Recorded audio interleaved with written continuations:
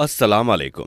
दोस्तों, आज की इस वीडियो में हम आपको एक ऐसी औरत का वाकया सुनाने वाले हैं जिसके निकाह पर एक जिन्न उस पर आशिक हो गया। पर उस जिन्न ने उस औरत के साथ जो किया उसे देखकर सभी लोगों की आंखें फटी की फटी रह गई।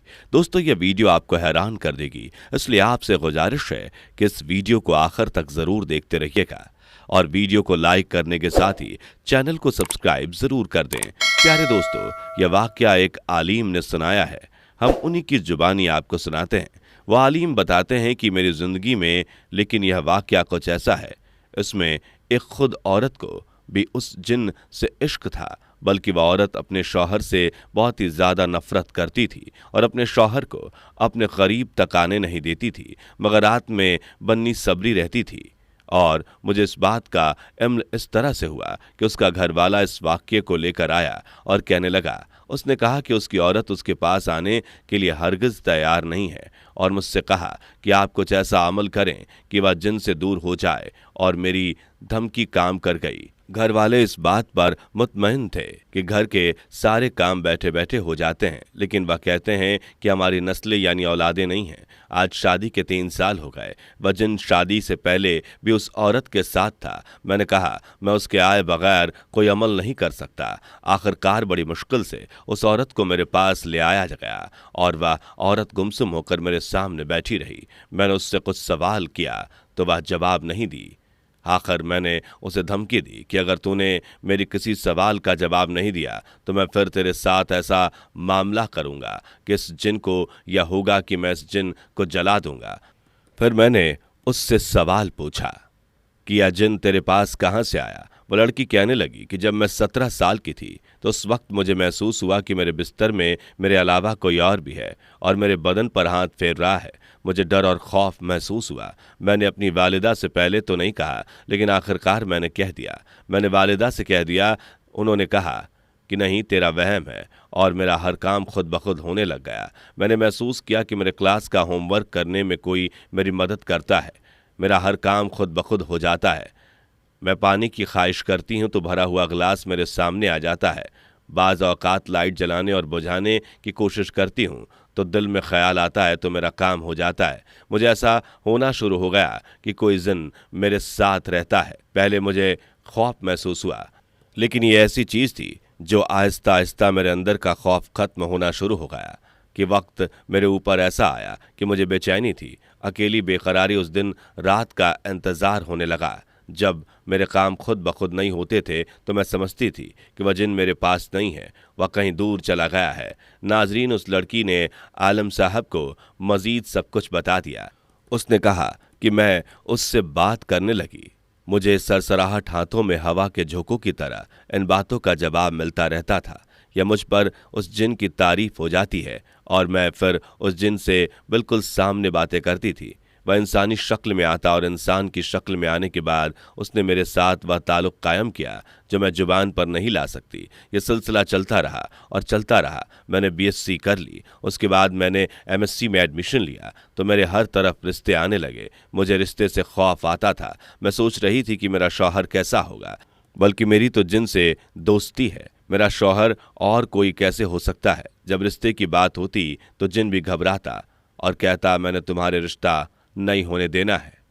अगर तुमने रिश्ता कर लिया तो मैं उस शख्स को मार दूंगा। मैं ये बात सुनती और परेशान हो जाती और मेरा खौफ भी बढ़ता जाता, और बस ये खौफ बढ़ता ही चला गया। लेकिन खौफ थोड़ा था, शौक ज़्यादा था, मोहब्बत ज़्यादा थी, प्यार ज़्यादा था। कुछ अरसे बाद मेरे घर वालों को भी शक हुआ कि मेरे घर के सारे काम अपने आप ही हो जाते हैं। एक दिन मेरा रिश्ता आया तो मैंने मना कर दिया। उस दिन मैं बहुत रोई, जिन भी बहुत रोया, लेकिन मैंने अपने वालिदैन के खातिर जिनको मना किया कि मेरे वालिदैन की मोहब्बत है। अगर यह मना हुआ तो मेरी वालिदा जो दिल की मरीज है वो मर जाएंगी।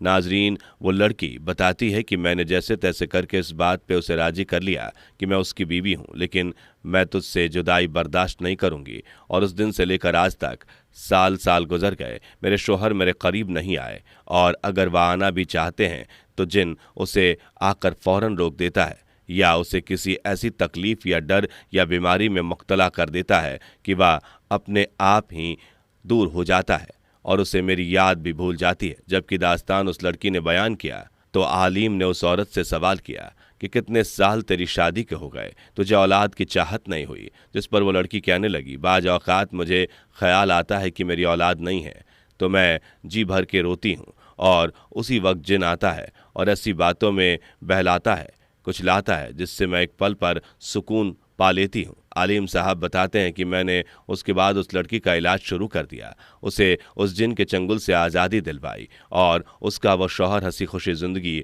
गुजारने लगा। आज उस लड़की के 2 बेटे हैं। सुभान अल्लाह। नाजरीन, इस तरह का एक वाक़या पाकिस्तान में पेश आया जब निकाह के दौरान लड़की में जिन आ गया और यह वाक़या साइमा नाम की लड़की का है जिस पर एक जिन आशिक हो गया था और वो निकाह के वक्त साइमा पर हाजिर हुआ और जिनकी वजह से अजीब व गरीब हरकतें साइमा करने लगी। उसकी आंखें अचानक से लाल हो गई, अब आवाज़ मर्दाना हो गई। उससे निकाह में आए सभी मेहमानों को भला बुरा कहना शुरू कर दिया और सबको धक्के देने लगी, जिस वजह से लड़के वालों ने रिश्ता तोड़ दिया। लेकिन जब बाद में साइमा की तबीयत संभली तो उसने बताया कि निकाह के वक्त होने वाले वाक़ये के दौरान वह होशो हवाश में नहीं थी। साइमा को एक आलिम के पास ले जाया गया जहां उसका इलाज जारी है। दोस्तों, जिन्नात अल्लाह के एक मखलूक हैं और तमाम इंसानियत उनकी हकीकत को मानती है, जिनका मायना है छुप का होना या गायब होना। इनमें से बाज़ मुसलमान होते हैं और बाज़ काफिर जिंदा इंसानों की तरह जन्नत में भी जाएंगे और दोज़ख में भी जाएंगे और ये इंसान की तरह मखलूक होते हैं और क़यामत के दिन का बेहिसाब किताब लिया जाएगा। अल्लाह ताला ने इरशाद फरमाया कि मैंने जिन्नात और इंसान को सिर्फ इसलिए पैदा किया कि वह मेरी बंदगी एक तैयार करें। इस तरह एक और मक्का पर इरशाद होता है, जन्नात को इससे पहले कि वह गर्म हुए थे पैदा कर चुके थे, यानी हज़रत आदम अलैहिस्सलाम से पहले पैदा किए गए थे। नाजरीन, हज़रत इब्ने अब्बास रजी अल्लाह ताला अनु से रिवायत है कि हुज़ूर अकरम सल्लल्लाहु ताला अलैहि वसल्लम ने इरशाद फरमाया कि मुझको जीनों की तरह नबूवत किया गया। तमाम मुसलमानों का इतिहास है कि हुजूर अकरम सल्लल्लाहु ताला अलैहि वसल्लम की दहशत जिन लोगों की तरफ हुई, हज़रत अब्बू हुरैरा रज़ी अल्लाह ताला अनु से रिवायत है, हुजूर अकरम सल्लल्लाहु ताला अलैहि वसल्लम ने इरशाद फरमाया है कि मुझको रसूल बनाकर भेजा गया है। नाजरीन, उम्मीद करते हैं कि आपको ये दोनों वाक़यात पसंद आए होंगे। अगर आपको यह पसंद आए हों तो अपनी राय कमेंट बॉक्स में ज़रूर लिखें।